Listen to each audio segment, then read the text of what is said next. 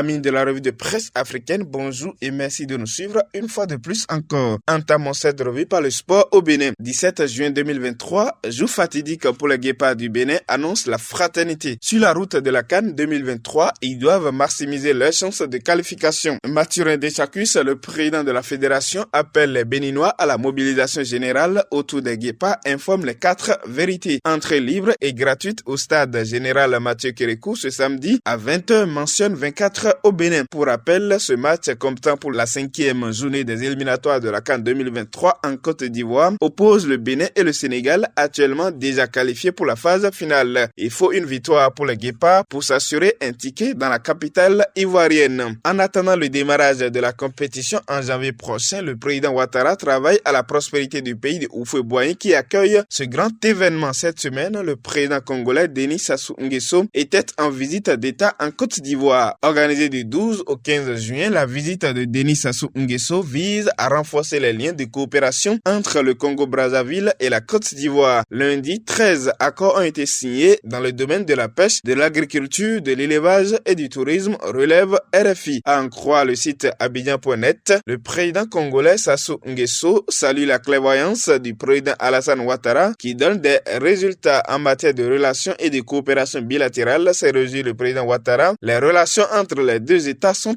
excellentes. Il a affirmé leur volonté de consolider davantage ces relations exceptionnelles d'amitié, de fraternité et de coopération. L'AS Abidjan et Brazzaville vient d'être ainsi renforcé pour le développement du continent. Qui parle de développement parle aussi de justice pour les citoyens. Selon les échos relayés par le site Média 1 News, en Guinée, le verdict est tombé dans l'affaire opposant le ministère public aux acteurs du Front National pour la défense de la Constitution, le FNDC. Les acteurs poursuivis ont été acquittés pour délits non constitués, rapporte le site guinéen. C'est la fin d'un long feuilleton judiciaire. Jugé le 7 juin dernier, Ibrahim Diallo Oumassila, dit Fonike Mengue, leader du Front National pour la défense de la Constitution, et Sekou Yaya Bari, secrétaire exécutif de l'Union des forces républicaines, ont été acquittés mardi 13 juin, rapporte APA News. Ils étaient poursuivis pour participation délictueuse à un attroupement, complicité de destruction d'édifices publics et privés et complicité de coups et blessures volontaires. La Guinée étant sous un régime de transition depuis le coup de push de septembre 2021, la classe politique revendique le retour à l'ordre constitutionnel, ce qui a engendré des manifestations l'année dernière, mais le calme est revenu depuis un moment et c'est tant mieux. Là où règne la justice, règne également la paix. Et c'est le cas au Togo. En tout cas, c'est le constat fait par le site Wakat Sera depuis la capitale ouagalaise. Le Togo s'apprête à accueillir du 21 au 22 octobre 2023 Lomé Peace and Security Forum, une initiative du président Faure Gnassingbé qui vise la consolidation de la paix et de l'édification de la sécurité collective sur le continent africain. Lomé, capitale africaine de paix et de sécurité en octobre prochain, écrit Togo Fest. De fait, il va regrouper des représentants des gouvernements africains et non africains, des experts, des acteurs de la société civile, du monde académique, des médias, des organisations internationales, des milieux d'affaires ainsi que des organisations professionnelles. Au cours de ces assises de Lomé, des échanges sont également prévus sur la fragilité des institutions en Afrique, le rôle des organisations régionales et internationales dans l'accompagnement des transitions politiques et les défis liés à la consolidation de la gouvernance démocratique en période de transition sur le continent. Autrement dit, cette initiative de Lomé est une manière de secourir les institutions sous-régionales qui peinent à trouver des solutions aux problèmes qui minent notre continent. Et pendant qu'on y est, la méthode de sous l'arbre à palabre africaine dépose sa sagesse dans le conflit russo-ukrainien. RFI parle de mission de paix africaine réduite à 4 chefs d'État qui s'est rendu à Kiev. Les chefs d'État d'Afrique du Sud, du Sénégal, de Zambie et des Comores ont été reçus vendredi dans la capitale ukrainienne et samedi à Saint-Pétersbourg,